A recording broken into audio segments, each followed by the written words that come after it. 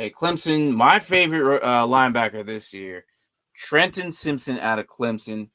6'3", he's measuring at 230, maybe 240 right now. I mean, right now, yeah.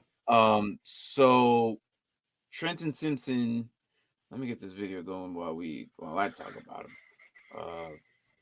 Well, yeah, apparently he may or may not go to the Chargers, which I see that's a good spot for him.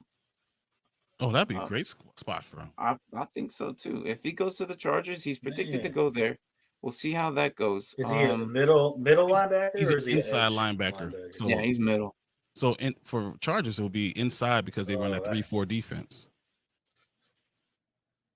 Yeah, and Khalil Mack and who is a Pro Bowler, by the way. On the inside, that's scary. Khalil is a Pro Bowler. Yeah, Khalil Mack. Yeah, but how many sacks? Not enough. Yeah, so look, he's yeah, I was gonna say he's an ideal size linebacker. Yeah, he is. It's inverted. It's because he is for sure. But he's a good size linebacker. He's more than likely going to go first round. He used to play running back in high school. He used to play running back, and then kind of moved up the way. So I like the running back linebacker type linebackers. Like, they know both sides of the ball. Like I was a big fan of Tyler Algier coming in. So he's very, he's got the flexibility of going inside, playing the inside linebacker or the outside linebacker. And he was one of North Carolina's top prospects going before college, before Clemson picked him up. So overall, I think he could be a good outside edge, Micah Parsons type. He's too small, and that's what I'm saying. He could be the edge, like he's quick. I mean, if he's at 240 and he's 6'3", I think he could probably be an edge.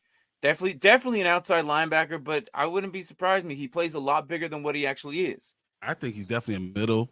The thing that you're right about is about outside linebacker. He runs a 4.340, 4.3940. Mm-hmm. So that's anytime you got 4.340 40 at that size, that weight is crazy. He has shorter arms. He only has I think it says a 32-inch arm. So that's pretty short. I mean, mine is 39.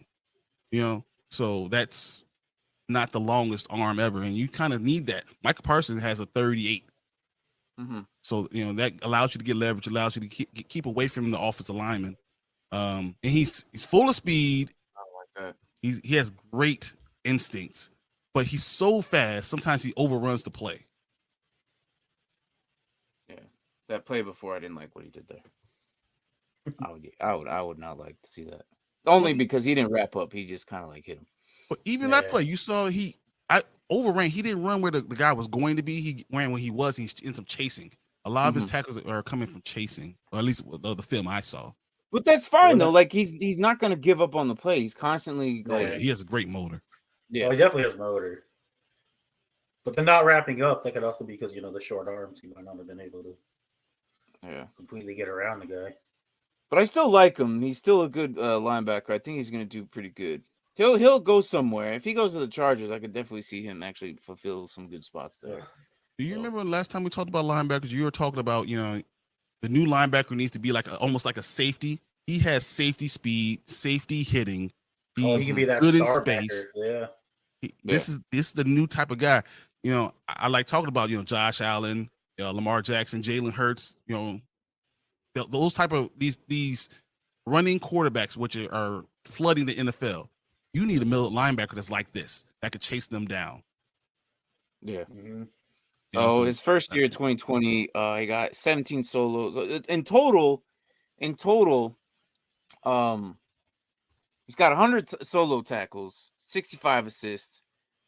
So in 23 for loss and 13 sacks, and 5 pass deflections in his total career and 3 fumbles. So in the 3 years, for being only in a handful of games, his first year, and then 13 and 12, so total 33 games. That's only 2 seasons in the NFL-ish. That's pretty good. That's pretty good. I was just looking something up because I was like, he kind of reminds me of another linebacker who coincidentally went to Clemson. Isaiah Simmons. Simmons. Yeah. Exactly. that speed kind of and fill that role. Yeah. So, Yep. 6'4", but he's 6'4". He's an inch taller, but right. But I feel like it's the same kind of build though with speed and like I can play safety, right. I can play linebacker.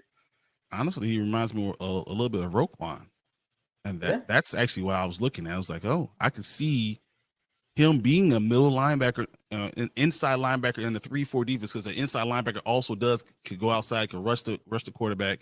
He could blitz very well. He has a good knack on for that, and I can see this guy.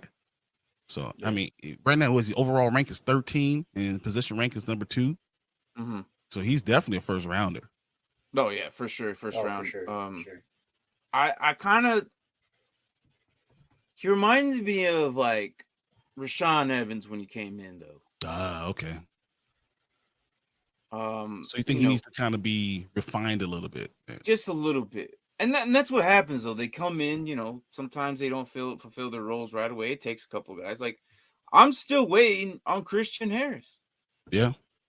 I'm still waiting. And he was one of my favorite ones coming in last year. Houston don't know what they're doing. Honestly, if he gets dropped and goes somewhere else, I think someone else will probably utilize him. But I don't think that's going to happen. He's too talented for that. That's interesting you said Houston, because though I know their pick is too high, if they traded off of number 1, say 10, 12, he's a perfect guy for their system, for their inside linebacker. You know what they like to use at Tampa 2. Yeah, because they like the Tampa 2. He's fast. He's good in space. He can rush also. That's a good fit. Yeah. He's just a really good blitzer, and he's explosive. Yeah. So well, I'm sure we'll get more film on him as